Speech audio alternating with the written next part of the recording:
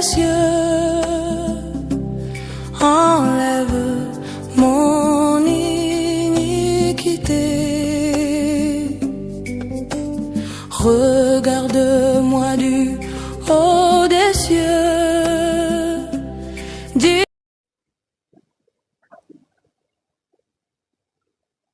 Au fait, j'avais déjà entamé un thème ici avant de partir sur Agoville.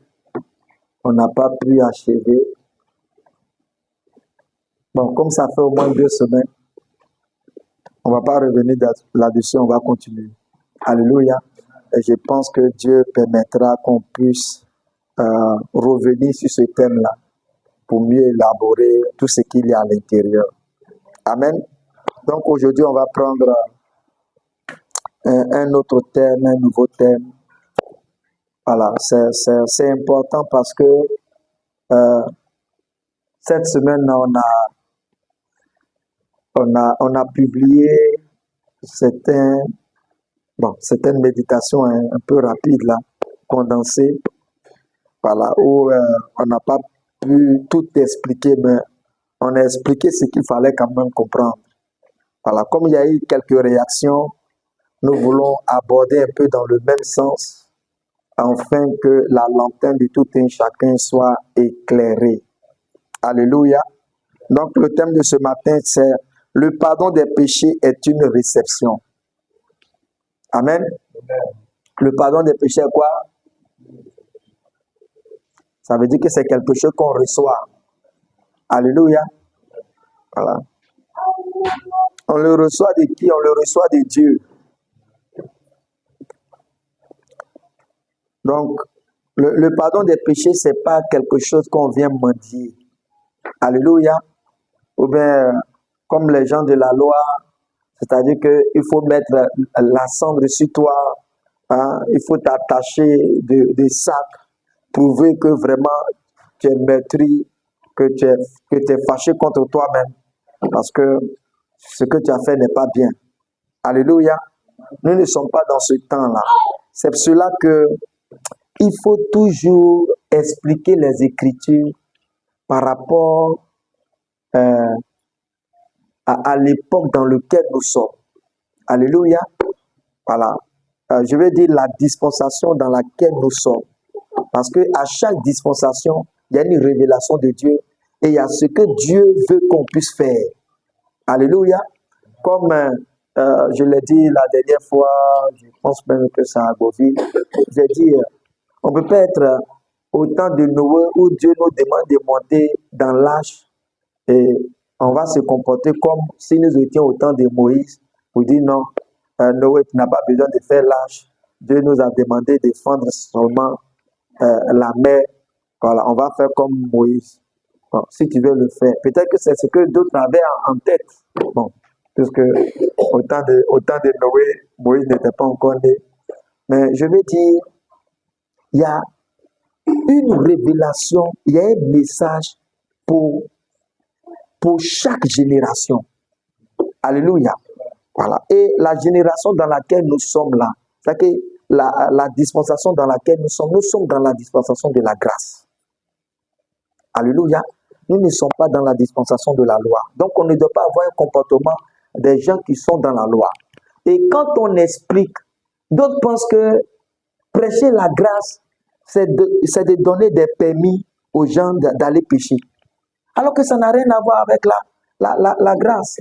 Au contraire, c'est quand même tu es dans la grâce que tu as l'onction, la force de vaincre le péché. Alléluia. Amen. Donc, on va revoir quelques écritures prenons le livre de Luc 16.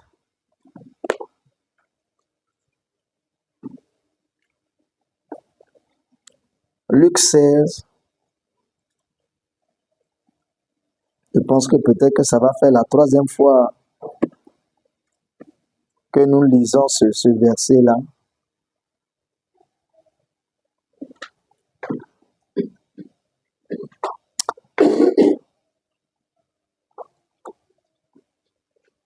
Il dit, la loi et les prophètes. Vous êtes là-bas, Luc 16, le verset 16. Amen. Il dit, la loi et les prophètes ont subsisté jusqu'à Jean. Alléluia. Depuis lors, c'est-à-dire que depuis le temps de Jean-Baptiste, le royaume de Dieu est annoncé. Alléluia. Ça veut dire qu'avant le temps de Jean-Baptiste, est-ce qu'on annonçait le royaume de Dieu? Non. Ça veut dire que la dispensation a changé. Amen. Avant Jean-Baptiste, on annonçait la loi et les prophètes. Et il fallait vivre par la loi. Alléluia. Il fallait respecter ce que disent les prophètes. Mais depuis que Jean-Baptiste est arrivé, la Bible dit que on annonce maintenant le royaume de Dieu. Alléluia. Donc je reprends. Il dit, la loi et les prophètes ont subsisté jusqu'à Jean. Depuis lors, le royaume de Dieu est annoncé. Et chacun use de violence pour y entrer. Alléluia. Pourquoi la violence? Parce que, étant dans la loi, ce n'est pas facile de quitter la loi, surtout ceux qui sont au devant. Alléluia. Parce que la loi leur procurait beaucoup de choses. Ils gagnaient dans la loi, surtout l'argent. Alléluia. Et la loi leur permettait d'avoir un certain droit sur le peuple. Alléluia. Et c'était respect. Alléluia. Voilà. Donc, il dit, mais il faut être violent pour sortir de là. Pourquoi? Vous voyez qu'au temps de la loi, même dans le temple, les gens vendaient les boucs et les moutons. Et ça donnait de l'argent aux gens qui étaient à la tête. Maintenant que tu vas quitter la loi, mais celui qui est à la tête là, le sacrificateur, ou bien le souverain sacrificateur qui est à la tête, mais il ne va pas accepter. Parce qu'il ne va plus se faire de l'argent. Les gens venaient acheter les boucs là, et ils venaient là, ils déposaient, ils mettaient leur main sur la tête du bouc, ils confessaient leurs péchés, et puis là, ils étaient pardonnés. Et ceux qui étaient à la tête avaient au moins quelque chose en retour. Donc, ce n'est pas facile. Alléluia. C'est ça qu'ils disent, que Jésus disait aux pharisiens. Il dit, et chacun use de violence pour y entrer. Pour entrer dans quoi? Dans le royaume de Dieu. Et dans le royaume de Dieu, il n'y a que le message de la grâce qui est dans le royaume de Dieu. Alléluia. Il n'y a pas le message de la condamnation. Il y a le message de la grâce. Amen. C'est cela, je voudrais qu'on puisse lire Luc 4, le verset 19.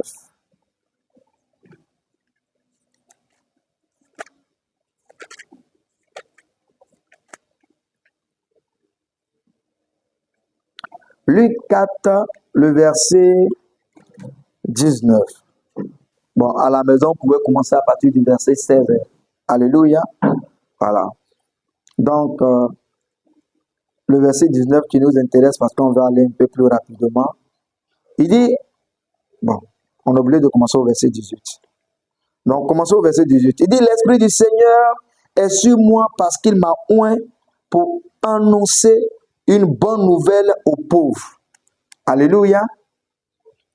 Il m'a envoyé pour guérir ceux qui ont le cœur brisé, pour proclamer aux captifs la délivrance et aux aveugles le recouvrement de la vue, pour renvoyer libres les opprimés et pour publier une année de quoi? De grâce de quoi? Du Seigneur. Alléluia. Et pour publier une année de quoi? De grâce du Seigneur. Alléluia. Donc, nous sommes dans l'année de la grâce. Amen. Nous sommes dans l'année de la grâce. Et dans l'année de la grâce, c'est Dieu lui-même qui apporte son sacrifice. Il me fait comprendre. Dans la loi, c'est les gens qui apportent leur sacrifice pour être pardonnés. Mais dans l'année de la grâce, c'est Dieu lui-même qui se pouvoir, alléluia, qui amène son sacrifice. pour que les gens soient pardonnés. J'espère que ça me fait comprendre. Alléluia. Donc, qu'est-ce qui s'est passé même avant la loi? Avant la loi, c'est-à-dire que depuis Abraham, les Noé ou autres, Dieu n'a jamais demandé à Abraham de prendre un agneau ou bien un bouc pour venir confesser ses péchés pour qu'il soit pardonné. Jamais. La preuve, lorsque Dieu est entré dans la vie d'Abraham, il ne lui a pas demandé de confesser ses péchés avant qu'il ne puisse parler avec lui. Je ne sais pas si je me fais comprendre. Alléluia. Parce que dans la Genèse, il n'y avait pas encore la loi. La loi est venue à partir de Exode. Il me fait comprendre. C'est pour ça que le livre de la Genèse, on peut pas du coup le mettre dans la loi. Parce que là-bas, il n'y avait pas de loi. Il me fait comprendre. Les gens bâtissaient les autels en guise de reconnaissance à l'Éternel. Alléluia. Pas pour qu'ils soient pardonnés ou bien pour confesser leurs péchés. Pourquoi? Parce que c'est l'Éternel lui-même qui est venu à eux. Il me fait comprendre. Et c'est ce qu'il a fait au temps d'Adam. Lorsque Adam et Ève ont péché, ils ne sont pas venus confesser leurs péchés à Dieu pour qu'ils soient pardonnés. Alléluia. Amen. Donc, il faut comprendre les dispensations, les temps dans lesquels nous sommes. Alléluia. Et le message approprié à ce temps-là. Amen. Et c'est ce message-là, ceux qui donnent la vie aux gens. C'est qu'en dehors du message de ta dispensation, si tu donnes un autre message, tu seras hors sujet. Alléluia. Pour cela, prenons Ésaïe.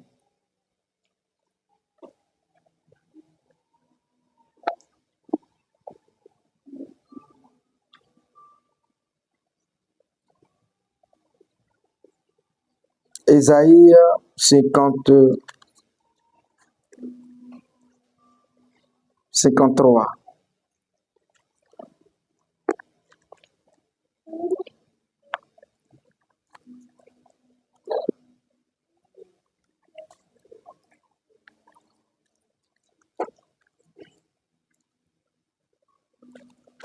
Et d'Ésaïe combien? 53.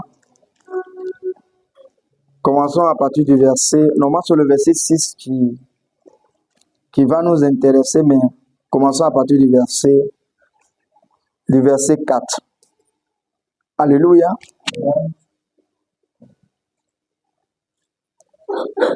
Donc, Ésaïe 53, à partir du verset 4. Il dit, cependant, ce sont nos souffrances qu'il a portées. Qui a porté les souffrances? Amen. Il continue. Ce sont nos souffrances qu'il a portées. C'est de nos douleurs qu'il s'est chargé. Amen.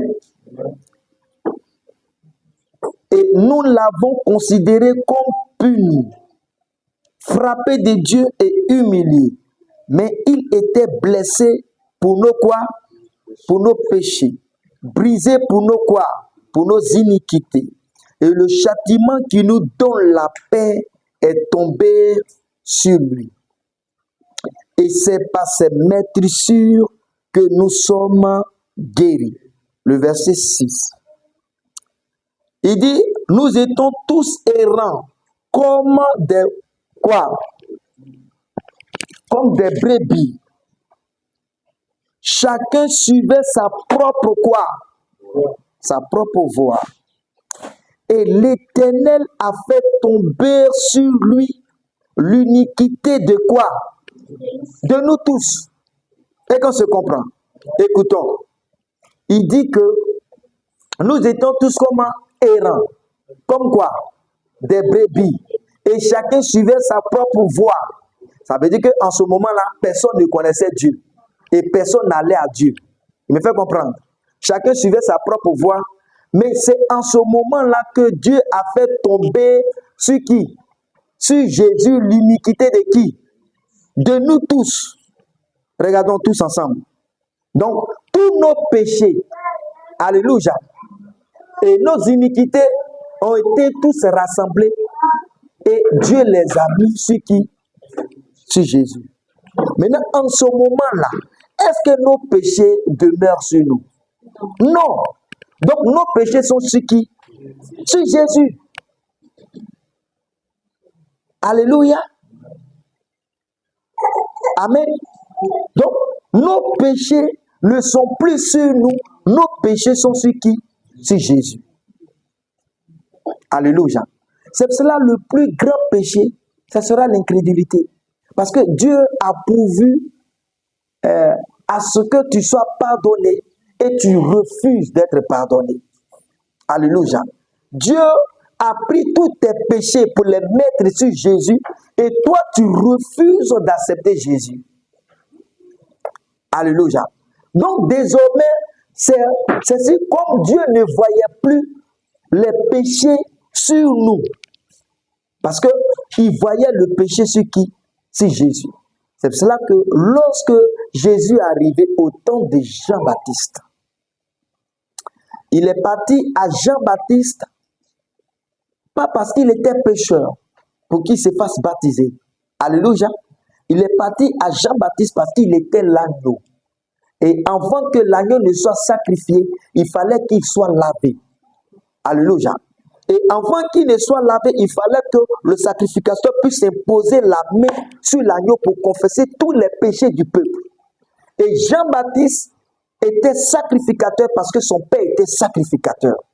Il venait d'une lignée de sacrificateurs.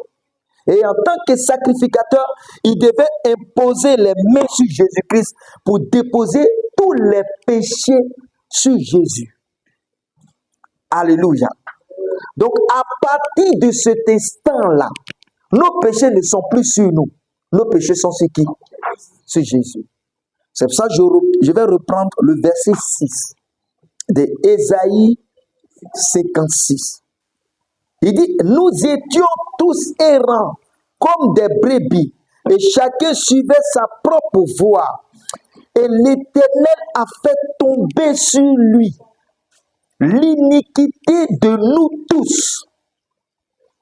Est-ce qu'il y a un péché que nous devions commettre et échapper à Dieu qui n'a pas mis sur Jésus? Non. Alléluia. C'est pour cela que le sacrifice de Jésus était parfait. Et ça, Jésus est mort avant même que nous ne soyons nés. Alléluia. Donc ça veut dire qu'avant même qu'on ne vienne au monde, tout ce qu'on allait commettre comme péché, Dieu a tout rassemblé pour déposer ça sur Jésus. Alléluia. Parce que c'est lorsque on accepte Jésus que cela prend effet à maintenant. Il faut comprendre. Donc là où nous sommes pardonnés parce que l'Éternel a fait tomber sur Jésus l'iniquité, le péché de chacun de nous. Alléluia. Donc, venir à Jésus, on ne vient pas pour mendier le pardon des péchés. Nous venons pour recevoir le pardon des péchés. Et le pardon des péchés, ce n'est pas que... C'est quand on va se faire pitié que Dieu va nous pardonner. Ça n'a rien, ça c'est la religion qui a envoyé ça. Alléluia. Quand tu veux venir auprès de Dieu, il faut te mettre en genoux. Mais c'est écrit où? Et puis il faut croiser les mains comme ça. Il faut te faire un peu humble. Et c'est en ce moment-là que tu deviens humble. Hein? Parce qu'une fois que tu sors de là, on ne va plus te reconnaître. Alléluia. Mais toute cette démarche-là, qui nous a envoyé ça? C'est la religion. Alléluia. Et les confessions ont commencé à... C'est que depuis la loi, c'est lorsque la loi a été donnée que les gens ont commencé à envoyer leur bouc pour se faire pardonner. Mais avant ça, il n'y en avait pas. Maintenant, Jésus dit aux pharisiens, il dit la loi et les prophètes ont subsisté jusqu'à Jean. Ça veut dire que ce que vous êtes en train de faire là, pour que vos péchés soient pardonnés, et tout ce que vous suivez, pour que vous soyez purs devant Dieu, ce temps est révolu. Ce temps est passé. Alléluia. Pourquoi? Parce que Dieu a pourvu au pardon du péché des hommes. Alléluia. Dieu a lui-même donné l'agneau. C'est pour ça, lorsque Jean-Baptiste a vu Jésus-Christ, il dit, voici l'agneau de Dieu qui ôte le péché du monde. Parce que sur l'agneau de Dieu étaient les péchés de tout le monde. Alléluia. Amen. Parce que si Jean-Baptiste, en tant que prophète, n'avait pas vu les péchés sur Jésus-Christ, il n'allait pas dire, voici l'agneau de Dieu qui ôte le péché du monde. Et ça, nous devons graver ça à l'intérieur de notre cœur, afin qu'on ne soit pas culpabilisé. Pour être digne devant Dieu, nous venons étant dignes parce que nous avons accepté le sacrifice de Christ. Alléluia. Amen. Et je vais donner quelques versets, mais qui n'étaient pas, que je n'ai pas notés. Allons-y dans Hébreux. Hébreux 7.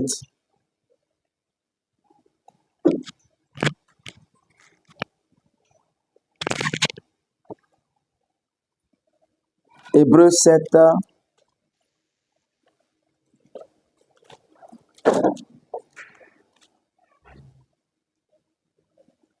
Hébreux 7.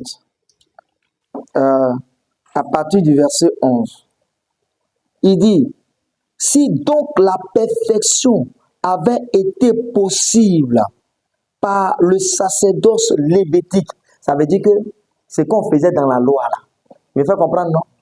Donc, il dit, s'il y avait la perfection là-bas, écoutons, je reprends. Il dit, si donc la perfection avait été possible dans le sacerdoce lévitique, ça veut dire que là-bas, il n'y avait pas la perfection. Ça n'a pas été possible. Alléluia.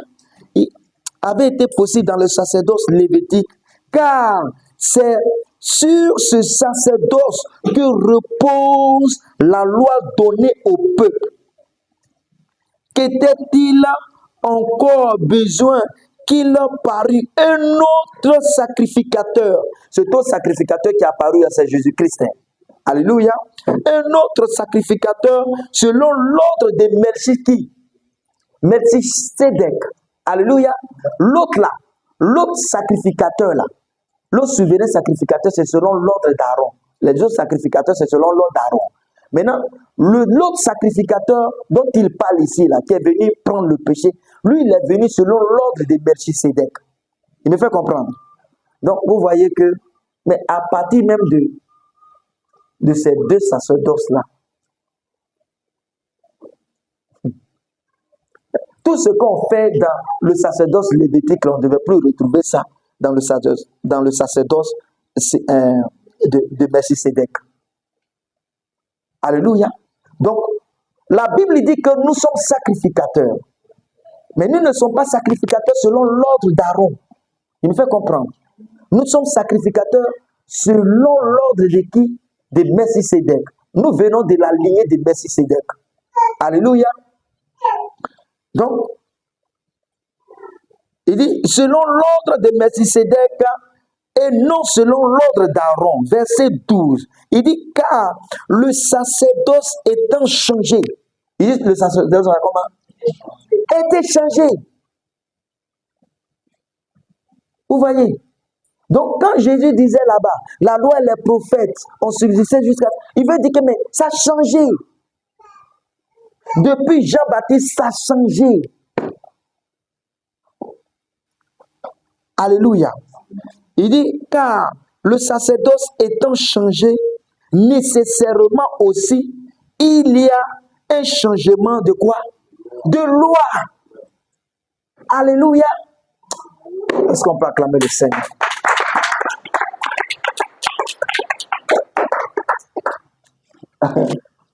Donc, il y a forcément changement de quoi?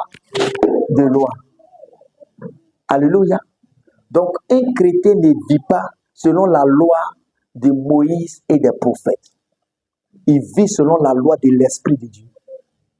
Vous pouvez comprendre, non? Il y a deux lois. Il y a la loi de Moïse et des prophètes et il y a la loi de l'Esprit de Dieu. Lisons. Quelqu'un peut prendre rapidement Romains 8. À partir du verset 1. Car il n'y a plus de condamnation pour tous ceux qui sont en Jésus-Christ. Verset 1, il n'y a donc maintenant Oui, une condamnation pour ceux qui sont. qui soit en Jésus-Christ. Uh-huh. En effet, Oui, la loi de l'esprit de vie oui. en Jésus-Christ m'a affranchi de la loi du péché et de la mort. Est-ce que tu comprends? Il dit, la loi de l'esprit de vie en Jésus-Christ, c'est que nous a affranchis de la loi de quoi? Du péché et de la... Donc, il y a une loi du péché et de la mort. Et cette loi-là, c'est la loi des prophètes et de Moïse.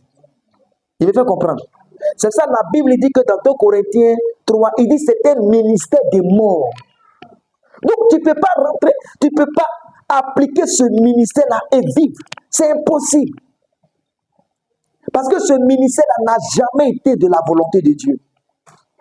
Alléluia. Dieu n'avait pas voulu donner la loi. Bon, un jour, on va parler de ça. Donc, regardons, prenons le 8 dans Hébreux 8. Lisons le verset 8. Hébreux 8, verset 8. Comme nous sommes dans le livre de Hébreux, il dit, car c'est avec l'expression d'un blâme. Bon, j'espère qu'on a déjà fait tous l'école ici, non? Hein? Quand on dit blâme, c'est qu'ils t'ont blâmé, ça veut dire quoi? Hein?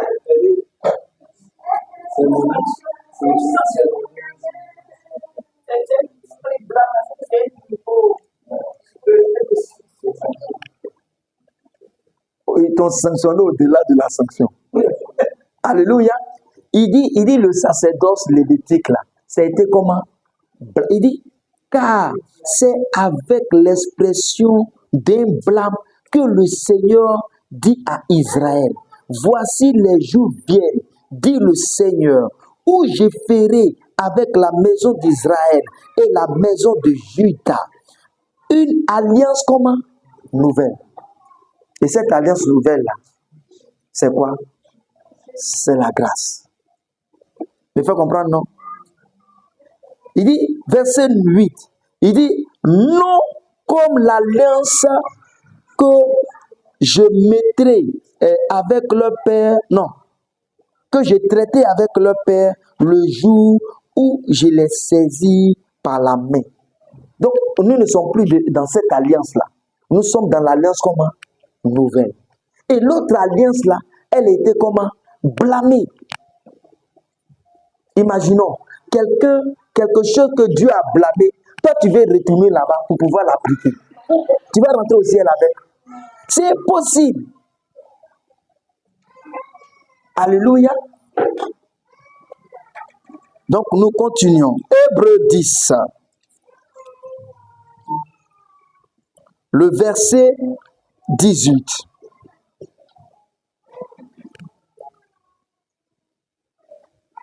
Hébreux 10, le verset 18. Il dit, or, là où il y a pardon des péchés, il n'y a plus d'offrande pour le péché. Et qu'on se comprend. Il dit, or, là où il y a quoi? Pardon des péchés, il n'y a plus de quoi? Donc ça veut dire que quoi? Là où Dieu nous a pardonné, on n'a plus besoin d'envoyer une offrande de quoi? Pour le péché. Alléluia. Donc en réalité, nous avons été comment? Pardonnés par Dieu. Donc pourquoi est-ce que nous venons à l'église? Ou bien nous partons dans une assemblée sans envoyer des boucs? Tout simplement parce que nous avons été comment? Pardonnés. Alléluia. Donc nous avons reçu comment? Le pardon. Est-ce qu'on est parti mendier le pardon? Non. C'est Dieu qui est venu vers nous pour que nous soyons pardonnés. Alléluia. Que le nom du Seigneur soit béni.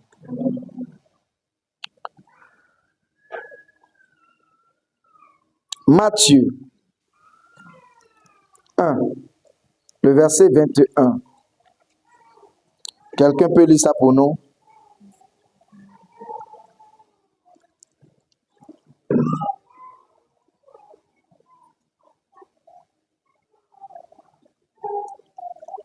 Matthieu 1, Oui. 21. Mhm, Elle engendrera un fils, mhm, et tu lui donneras le nom de Jésus. mhm. C'est lui qui sauvera son peuple de ses péchés. Donc, le passage dit que Marie va enfanter un fils. Elle va lui donner le nom de Jésus. Parce que c'est lui qui sauvera son peuple de quoi? De ses péchés. Alléluia. Donc Dieu a déjà pourvu au pardon des péchés.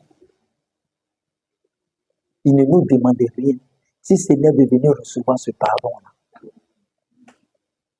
Alléluia. Et tous ceux qui sont en Christ ont reçu ce pardon-là. Alléluia. Donc ce n'est pas parce que tu vas venir confesser tes péchés que tu seras pardonné. Non, c'est parce que tu es pardonné.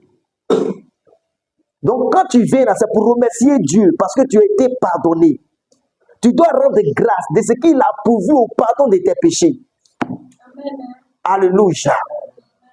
Et être conscient que tu as reçu l'Esprit de Dieu en fait de ne plus retourner dans ce péché-là. Alléluia.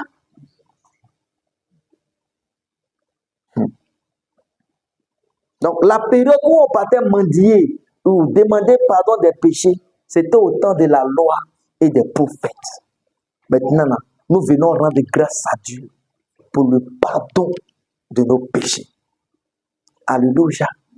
Nous bénissons Dieu de ce qu'il est donné un agneau sur qui il a déversé tous nos péchés, passés, présents, futurs, pour que nous soyons agréables à ses yeux, pour que nous soyons justes devant lui, pour que nous soyons appelés saints, pour que nous soyons son temple. Alléluia. Afin de pouvoir travailler avec lui. Car la Bible dit que nous travaillons avec Dieu. Amen. Maintenant, quand Jésus lui-même est mort et qu'il est ressuscité et qu'il a apparu aux disciples, écoutons ce qu'il va, la commission qu'il va leur donner. Alléluia. Et puis nous allons voir, nous allons comparer cette commission-là à ce que nous entendons. Amen. Pour cela, prenons Luc 24 à partir du verset 45.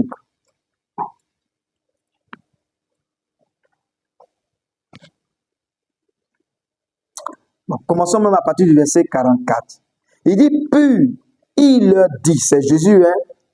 Puis il leur dit, c'est là ce que je vous disais lorsque j'étais encore avec vous, qu'il fallait que s'accomplisse tout ce qui a été écrit de moi dans la loi. Donc il est venu pour l'accomplir. Hein? Donc il est venu pour accomplir quoi? Tout ce qui est écrit de lui dans quoi? Dans la loi. Tout ce qui est écrit de moi dans la loi. Dans la loi de qui? De Moïse. Dans les prophètes et dans les psaumes. C'est pour ça que sur la croix, il pouvait dire, tout est comment? Accompli. Au verset 45, il dit, alors il leur ouvrit l'esprit afin qu'ils comprissent les Écritures. Ça veut dire que si Dieu ne t'ouvre pas l'esprit, tu ne pourras jamais comprendre les Écritures. Tu peux lire, tu peux interpréter comme tu veux, mais sans une compréhension. Alléluia. Au verset 46, il dit, il leur dit, ainsi il est écrit que le Christ souffrirait et qu'il ressusciterait des morts le troisième jour. Verset 47, et que la repentance et le pardon des péchés seraient comment? Prêchés en son nom à toutes les nations, à commencer par Jérusalem. Il dit, maintenant, qu'est-ce qu'ils doivent aller faire? Ils doivent aller comment? Prêcher quoi? La repentance et quoi? Et le pardon des péchés. La repentance là, ça n'a rien à voir avec la confession des péchés. La confession des péchés, c'est de venir nommer, citer ce que tu as commis comme péché. Alléluia. Et même à cela, souvent même les gens oublient. Alléluia. Et tu sais, même quand tu vas confesser tes péchés, tu vas forcément laisser d'autres péchés. Parce que la Bible dit que Même quand tu doutes, c'est un péché. Mais ces péchés-là, tu ne les nommes pas. Alléluia. Il dit, car ce qui n'est pas le fruit d'une conviction est péché. Donc, toutes les fois que tu avais voulu te déplacer, que tu n'as pas été convaincu, imaginons.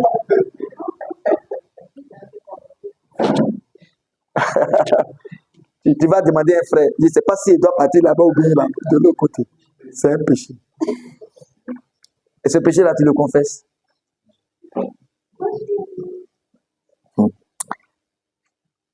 Donc, il dit, et que la repentance, donc la confession des péchés, c'est de citer, nommer ce que tu penses que bon, tu as commis comme péché. Mais ce qu'il nous demande ici, il dit c'est quoi? La repentance. C'est que changement de voix, changement de mentalité. Alléluia. Donc, tu avais pris peut-être une voix et tu t'es rendu compte qu'elle n'est pas bonne. Tu changes. Me fais comprendre. C'est cela la repentance. Il dit, qu'est-ce qui va te annoncer la repentance? C'est qu'il ne faut plus jamais penser que Dieu est méchant. Il ne faut plus jamais penser que Dieu est contre toi. Il ne faut plus jamais penser que Dieu est en colère contre toi. Ou bien Dieu est en colère. Et qu'on se comprend. Mais tu dois penser que Dieu t'aime. Au point où il a donné son fils pour que tu ne périsses point et que tu sois sauvé. Tu dois comprendre que Dieu a mis tes péchés là sur Christ. Que tu ne portes plus de péchés. C'est ça la repentance. Il faut comprendre, non? Donc, tu dois changer de pensée, de mentalité envers Dieu. Parce que la loi nous a amenés dans une autre vision. Où on pensait que Dieu c'est un tueur. Alléluia. Amen. Et Dieu se met en colère à tout bout du champ. C'est-à-dire qu'aujourd'hui, il est avec toi, puis demain, il est fâché. Tout dépend. C'est que les humeurs de Dieu changent en fonction de toi. Bon, un Dieu comme ça, imaginons, si lui doit changer en fonction de toi. Alléluia. Donc, il dit que la repentance et le pardon. Ça veut dire que quand on s'en va là, on doit annoncer aux gens qui sont comment? On doit leur annoncer qu'ils sont comment? Qu'ils sont pardonnés. Alléluia. Il dit et que la repentance et le pardon des péchés seraient prêchés. Donc la repentance et le pardon des péchés là, ce n'est pas une confession à venir faire. C'est de prêcher cela pour que les gens puissent se rendre compte et accepter Jésus. Amen. Alléluia. Donc le pardon des péchés est une réception. C'est quelque chose qu'on vient recevoir de Dieu. Alléluia. Acte 10.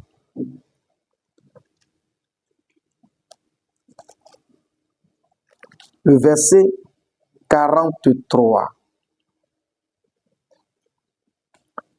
C'est quand Pierre était en train de parler à Corneille et à ceux qui étaient dans sa maison.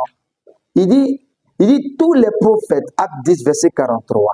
Il dit, tous les prophètes rendent de lui le témoignage que quiconque croit en lui par son nom, par le nom de qui?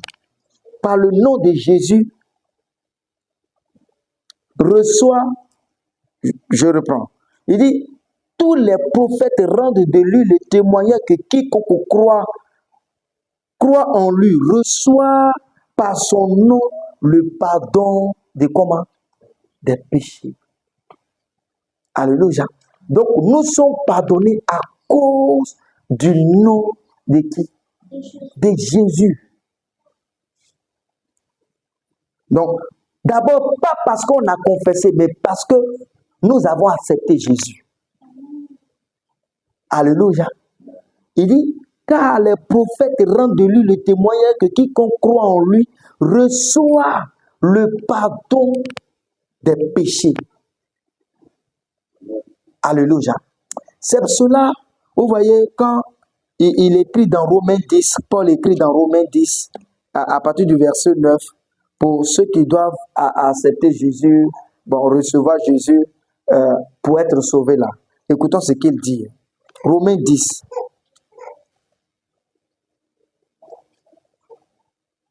Ce verset-là, dans la religion, on l'a trop cité. Amen. Tout le monde est passé par là. Ok.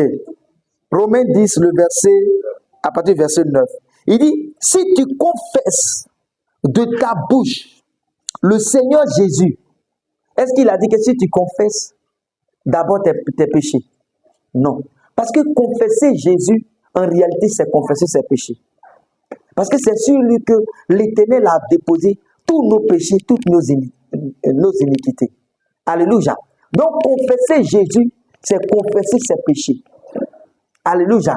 C'est confesser le sacrifice de Dieu. Amen. Il dit, si tu confesses de ta bouche le Seigneur Jésus, et si tu crois dans ton cœur que Dieu l'a ressuscité d'entre les morts, tu seras comment?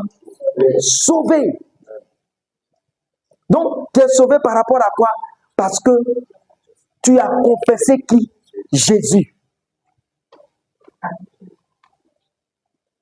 Donc, quelle est la meilleure des confessions à faire? C'est de confesser qui?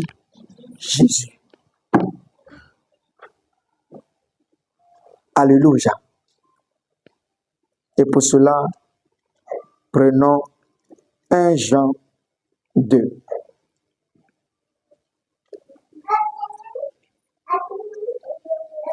J'espère que vous comprenez. Hein? Amen. 1 Jean 2.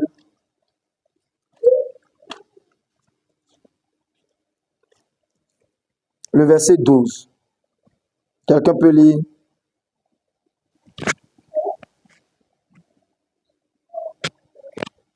« 1 Jean 2, le verset 12. Allons-y. Je vous écris, petits enfants, Oui. que vos péchés vous sont pardonnés à cause de son nom. Donc, regarde, il dit, je vous écris, petits enfants, parce que vos péchés vous sont comment? Pardonnés à cause de quoi? À cause de son nom. Donc, pourquoi est-ce que nous avons été pardonnés? Parce que nous avons confessé qui? Jésus. Alléluia. Il dit, nous sommes pardonnés à cause de son nom. Alléluia. Parce que confesser Jésus, c'est aussi confesser ses péchés. Alléluia.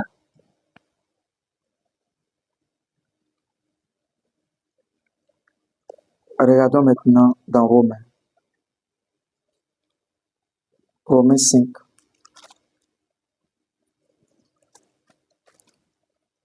Romains 5, le verset 8.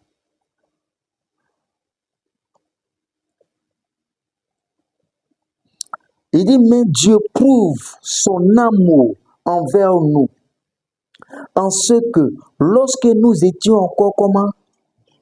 Des pécheurs, Christ est mort pour comment? Pour nous. Alléluia. Donc Jésus est mort pour nous quand? Lorsque nous étions encore comment? Des pécheurs. Lorsque nous étions des pécheurs, Dieu avait déposé sur Christ tous nos péchés. Et ce n'est pas maintenant que nous avons reçu Christ que Dieu va déposer nos péchés là sur nous. Nous devons rentrer dans la présence de Dieu étant confiants. Et en réalité, un enfant de Dieu était toujours dans la présence de Dieu. Puisqu'il est en Christ, il n'a jamais fui la présence de Dieu. Il doit être conscient qu'il est dans la présence de Dieu. Parce que lui, il est en Dieu et Dieu est en lui. Il est le temple de Dieu. Et l'Esprit de Dieu vit en lui. Alléluia. Lui et le Père forment un. Alléluia. Il dit enfin qu'il puisse se rendre compte que toi tu es en moi et moi je suis en eux.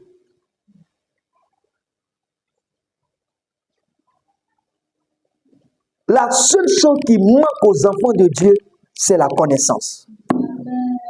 Prêchez-leur Christ, ils ne seront plus jamais les mêmes. Prêchez-leur Christ, vous les verrez marcher comme Christ. Donnez-leur à manger Christ. vous verrez le changement. Alléluia. Alléluia.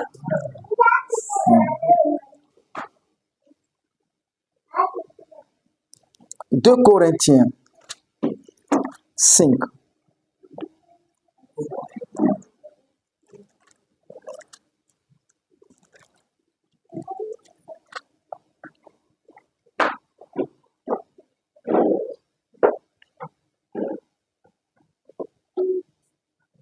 Deux Corinthiens combien?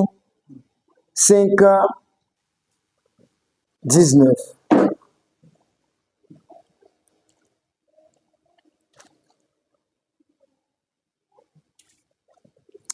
Il dit car Dieu était en Christ. Dieu était où ça? En Christ. Réconciliant le monde avec qui? Avec lui-même. Alléluia. Est-ce que c'est l'homme qui a cherché à se réconcilier avec Dieu? Non. C'est Dieu toujours, même depuis le jardin, c'est Dieu toujours qui cherche à se réconcilier avec les hommes. Sinon, l'homme ne cherche pas à se réconcilier avec Dieu. Adam se cachait dans le jardin pendant que Dieu le cherchait. Alléluia. Et dans ces temps, les derniers, la Bible dit que Dieu était en Christ, se réconciliant avec le monde. Dieu était en Christ, réconciliant le monde avec lui-même, en n'imputant point. Écoutons bien. Écoutons bien. En quoi? En n'imputant point aux hommes comment? Leur offense. Mais tu ne peux pas entendre ça et puis venir dans la présence de Dieu et t'être crispé. Parce qu'avant même que tu ne viennes là, c'est lui qui a cherché à se réconcilier avec toi. Et quand tu étais dans le monde, la Bible dit que Christ est mort pour les pécheurs. Pas pour les justes. Il est mort pour les pécheurs. Et il dit qu'il s'est réconcilié avec le monde sans imputer au monde leur péché. Donc, mon Dieu. Est-ce qu'on peut se tenir debout pour acclamer le Seigneur? Tu sais,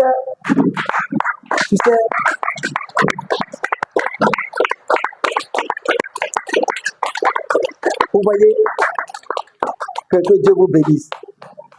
Tu ne peux pas comprendre de telles paroles et puis venir avec, c'est que dans une assemblée prier, étant encore conscient de tes péchés. Il dit, en n'imputant point au monde comment? Le péché. Donc Dieu ne t'impute pas tes péchés. Est-ce que ce n'est pas une grâce ça? Alléluia. Tu te mets à prier et tu dis, Seigneur, je bénis ton nom. Parce qu'avant même que je ne sois né, avant même que je ne sois converti, tu étais mort pour moi. Tu ne m'as pas imputé mes péchés. Tu m'avais déjà déclaré juste devant toi. Tu avais voulu que je rentre dans ta présence. Je n'étais point cherché étant dans le monde. Mais toi, tu m'as cherché. Parce que c'est toi qui as cherché à se réconcilier avec moi. Pendant que je te rejetais, tu es un père d'amour. Tu m'aimes. Et je sais que je suis conscient. Tel que tu m'aimes, tu feras en sorte que je ne pêche point contre toi. Ça là, ça dit que tu as vraiment compris l'évangile. Et ce que nous sommes en train de dire là, c'est ce qu'on appelle l'évangile. L'évangile veut dire la bonne nouvelle. La bonne nouvelle, c'est que Dieu ne vous impute pas vos péchés. La bonne nouvelle, c'est que c'est Dieu qui est venu se réconcilier avec vous. La bonne nouvelle, c'est que Dieu a déposé vos péchés, vos iniquités sur Christ et vous êtes libres. La bonne nouvelle, c'est que vous et Dieu vous formez un. La bonne nouvelle, c'est que vous êtes devenus le temple de Dieu. La bonne nouvelle, c'est que personne ne peut contre vous. La bonne nouvelle, c'est que personne ne peut vous condamner. Ni dans le ciel et sur la terre, ni dans la mer sous la terre. Personne ne pourra vous condamner. Il dit, mais qui condamnera les élus de Dieu? C'est Dieu lui-même qui justifie. Amen. Qui peut les condamner?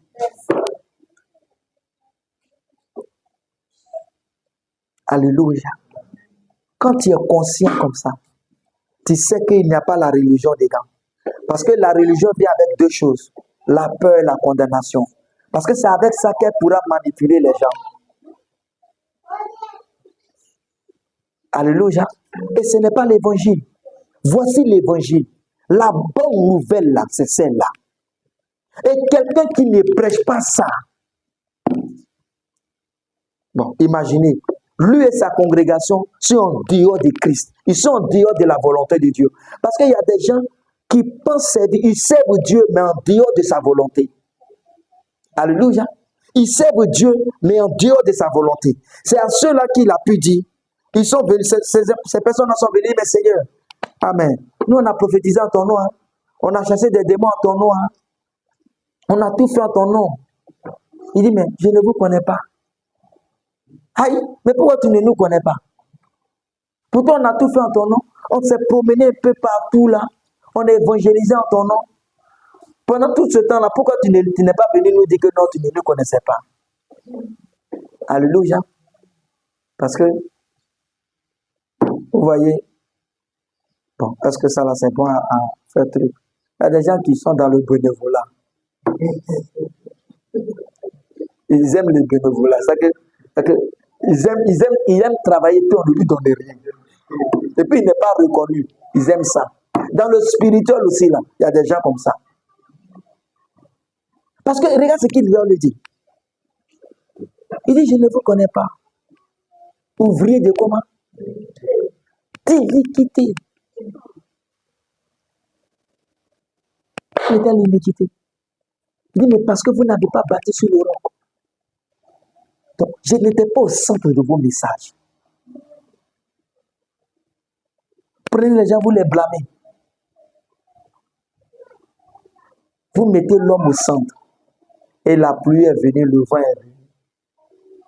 Ça fait tomber la maison. Vous n'avez pas bâti sur le roc. Le message n'était pas Christ. N'était pas l'œuvre de Christ achevée à la croix. Alléluia. C'est un danger. C'est un danger. Alléluia. Donc, il dit car, 2 Corinthiens 5, 19, il dit car Dieu était en Christ, réconciliant. Toi, tu vois Christ, non? Tu vois Jésus, alors que c'est Dieu qui était dedans. Pour Dieu aux hommes, fini. Et c'est ça que Jésus a pu dire à Israël, il dit, mais j'avais voulu vous rassembler comme une poule rassemble ses poussins sur ses ailes, mais vous n'avez pas voulu. Alléluia. Dieu est venu se réconcilier avec les hommes. Il dit car Dieu était en Christ, réconciliant le monde avec lui-même, en n'imputant point aux hommes leur offense. Et il a mis en nous la parole de comment? De la réconciliation. Maintenant, si nous avons cette parole de réconciliation-là, est-ce que nous pouvons nous mettre à un carrefour pour dire, vous êtes punis, vous êtes maudits, Dieu est contre vous. Si vous n'acceptez pas Jésus, vous serez pourris à l'enfer. Vous allez mourir à l'enfer. Acceptez Jésus. Je vous dis, arrêtez ce que vous êtes en train de faire. Car vos péchés... C'est ce qu'il est venu dire. Il dit, allez, prêchez la repentance et le pardon des péchés. Dites-leur que j'ai pris leur péché. Alléluia. Jésus est venu vers vous. Dieu est venu vers vous par Jésus, se réconcilier avec vous. Il a pris vos péchés. Il ne vous impute pas vos péchés. Acceptez-le pour bénéficier de cette grâce-là. Pour prendre possession de cet héritage-là. C'est ça, la réconciliation. Alléluia. Hébreux 2.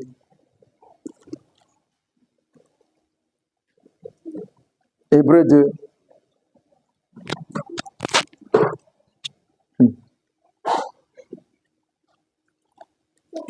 Hébreux 2, le verset 17. Écoutons. Il dit, Hébreux 2, oh mon Dieu. Hébreux 2, le verset 17. Écoutons. Il dit, en conséquence, il a dû être rendu semblable en toutes choses à ses frères. C'est-à-dire que Dieu est venu prendre comment? Jésus a pris la forme de qui? De l'homme. Semblable à ses frères, afin qu'il fût un souverain sacrificateur. Miséricorde quoi? Miséricordieux et fidèle dans le service de Dieu pour faire comment? L'expiation. C'est que pour enlever les péchés. Alléluia. Est-ce qu'il y a un chrétien qui entre dans la présence de Dieu? Bon, est-ce que bon, on peut le dire entre griffes, nous accepter. Alléluia. Est-ce qu'il y a un chrétien qui entre dans la présence de Dieu ayant tous ses péchés sur lui? Non. Il faut que les gens comprennent cela. Il a fait l'expiation des péchés. Tes péchés passés, présents et futurs. C'est pour cela qu'il ne reviendra pas mourir à la croix pour toi encore. C'est pour ça que la Bible dit que tu ne peux plus amener auprès de Dieu un sacrifice puisque tu as déjà obtenu le pardon. Il dit, mais là où il y a le pardon, il n'y a plus de sacrifice pour les péchés. Alléluia. Pourquoi? C'est parce qu'on est pardonné. C'est pour ça qu'on ne pouvait pas voir les apôtres avec des boucs et des taureaux pour aller se faire pardonner. Ils étaient conscients que le sacrifice de Christ, ça suffit. Alléluia. C'est ce que nous devons enseigner aux gens pour qu'ils soient libres. Alléluia. Amen. Et quand tu as cette conscience-là, l'amour de Dieu fait en sorte que tu ne peux plus jamais retourner dans le péché encore. Alléluia. Tu vois l'immensité de l'amour de Dieu. Tellement Dieu t'a considéré. Donc je relis le verset 17. Il dit, en conséquence, il a dû être semblable en toutes choses à ses frères, afin qu'il fût un souverain sacrificateur miséricordieux et fidèle dans le service de Dieu pour faire l'expiation des péchés du peuple. Donc nos péchés étaient comment? Expiés. Tous nos péchés.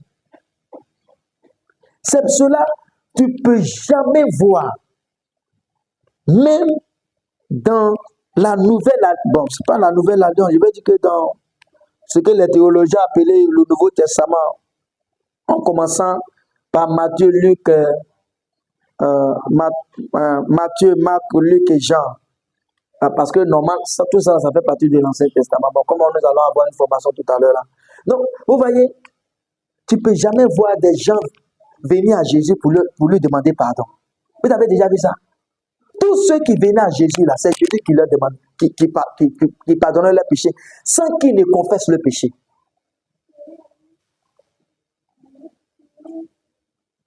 Alléluia. Regardons un peu. Pour Dieu, là, vous connaissez déjà, hein, il a apparu à Abraham, il n'a pas demandé de confesser ses péchés. Il est venu chez Moïse, Noé, il n'a pas demandé de confesser ses péchés. Même quand il a apparu à Moïse, il n'a pas demandé de confesser ses péchés. Parce qu'il était déjà, il avait déjà pourvu à quelque chose qui était déjà là. Alléluia. Et regardons Jésus. Matthieu 9. Et puis on va terminer. Matthieu 9, verset 1 et 2. Matthieu combien? Quelqu'un est là-bas, il peut lire pour nous.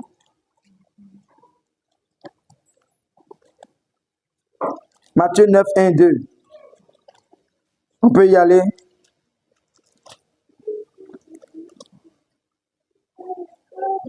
Oui.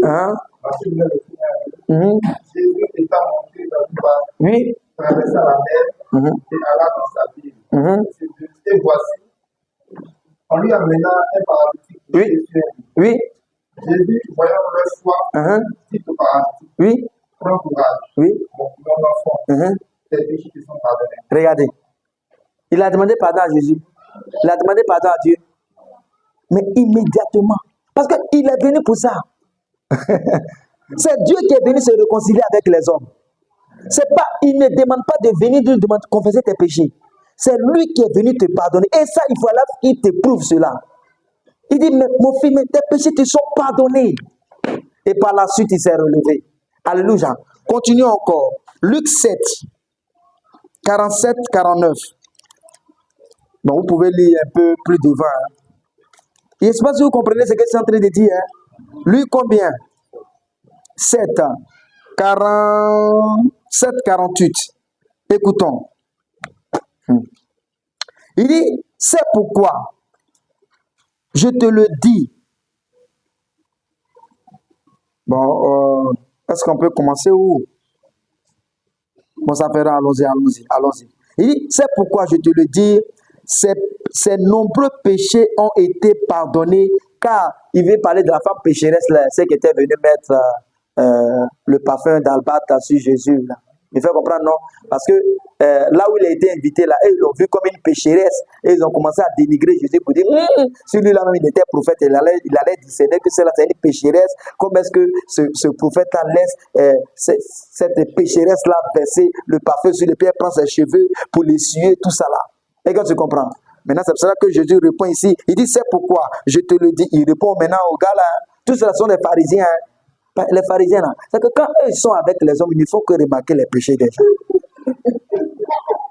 C'est les premiers critiqueurs et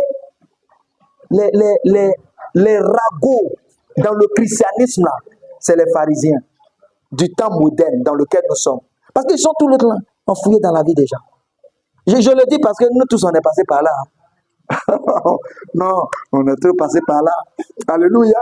On peut, tu sors maintenant, tu critiques. C'est ce frère-là même, sa manière de faire. Mais Dieu merci que le sang nous a rachetés. Alléluia. Amen. Il dit, c'est pourquoi je te le dis, ces nombreux péchés ont été comment? Est-ce que vous comprenez? Est-ce qu'elle a demandé, quand elle est venue auprès de Jésus, elle a demandé, Seigneur, vraiment, je suis une pécheresse, je me suis prostituée partout, je te demande pardon, Seigneur. Non! Quand il a vu sa foi, il a vu qu'elle a commencé à croire en elle. Pendant que ceux qui devaient croire là ont refusé, il lui a pardonné ses péchés. Parce que c'est lui qui est venu se réconcilier avec nous. Vous voyez l'amour de Dieu? Il dit, c'est pourquoi je te le dis, ces nombreux péchés ont été pardonnés car elle a beaucoup aimé. Mais à celui à qui on pardonne peu, aime peu. Et il a dit à la femme, tes péchés sont comment? Pardonnés. Que le nom du Seigneur soit béni. Alléluia. Sans même qu'elle ne confesse ses péchés. Regardons encore Jésus. Là, maintenant, tout le monde le crucifie maintenant. Hein? Regardons Jésus à la croix. Luc 23, verset 34.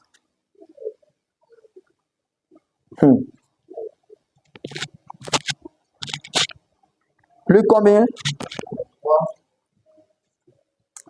Les frères, quittons dans la religion. Hein? Alléluia. Quittons la loi et les prophètes là. Amen. Il dit, verset combien? Luc 23, verset 34. Il dit, je crois là-bas. Luc 23, verset 34. C'est qu'on se comprend. Jésus dit, Père, pardonne-leur. Il était à la croix maintenant. Il dit, Jésus dit, Père, pardonne-leur, car ils ne savent pas ce qu'ils font. Alléluia. Il se partageait ses vêtements en tirant au sort.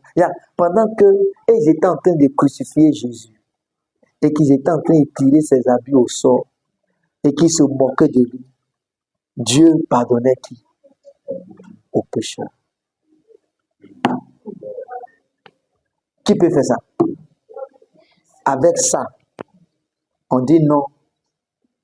C'est que quand tu es dans la paix, il faut te faire comme ça pour que tu sois pardonné. Mais pendant que les gens se moquaient de lui, il les avait déjà pardonnés. Parce qu'il a pris sur eux. Et pendant que les gens, ceux même qui étaient en train de mettre les pointes, les clous dans ses mains-là, leur péché était sur Jésus. Mais ils ne savaient pas. Alléluia. Vous voyez où va l'amour de Dieu?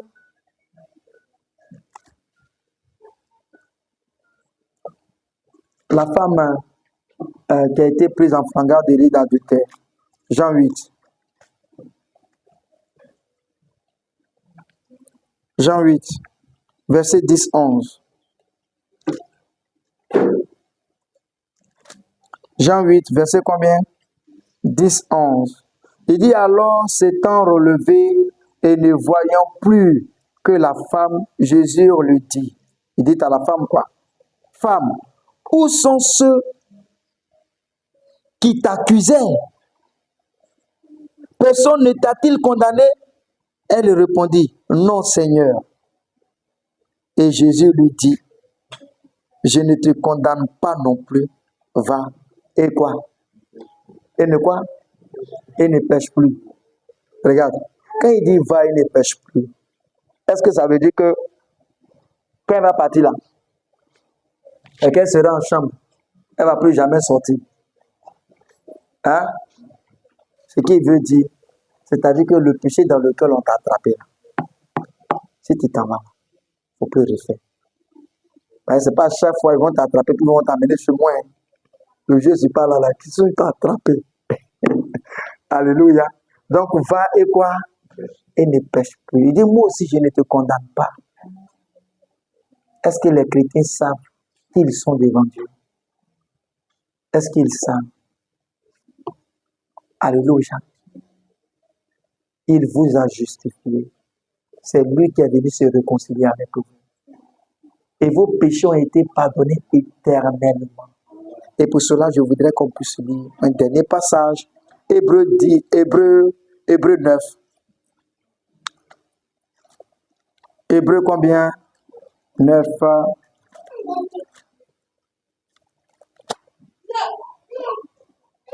Hébreu 9, le verset 11 et 12. Il dit, mais Christ est venu comme souverain sacrificateur des biens à venir.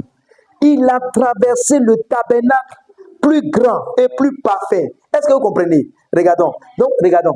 Quand Christ était crucifié à la croix, là, en réalité, c'était comme c'était dans un temple. Hein. Me fait comprendre? Mais dans le temple de Dieu. Mais, vous voyez, le pardon des péchés, là, on demande ça à l'entrée. Hein? À l'entrée, avant d'entrer dans le lieu saint. Me fait comprendre, non? Donc, c'est dans le parvis. Donc, la croix, là, c'est comme c'était où ça?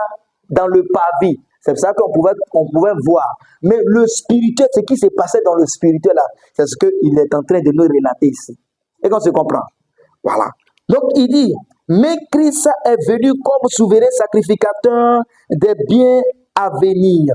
Il a traversé le tabernacle plus grand et plus comment? Et plus parfait, qui n'est pas fait, qui n'est pas construit de main d'homme.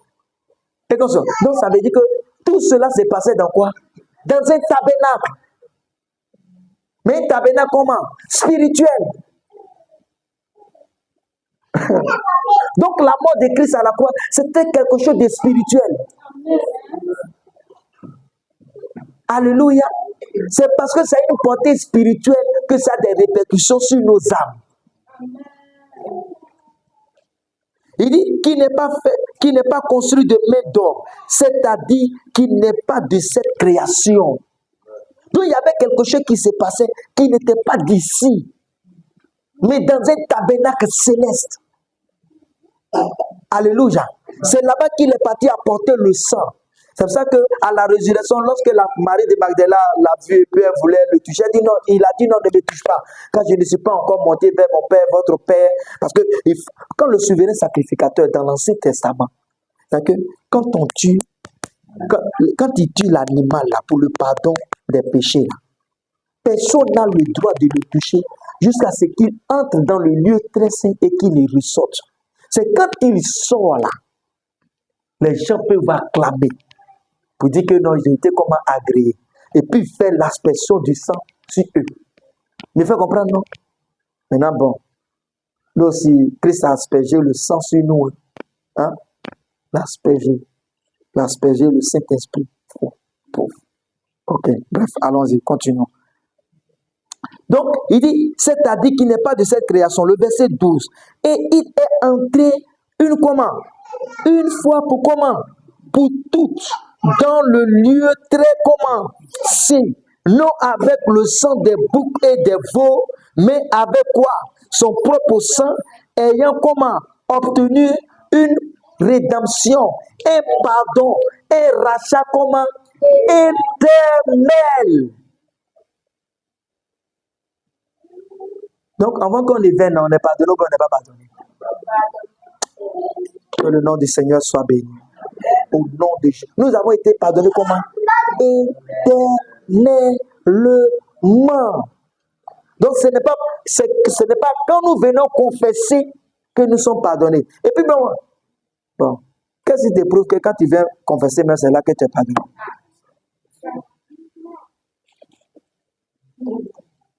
Tu dois confesser Jésus. Reconnaître la crucifixion à la croix. Reconnaître son sacrifice.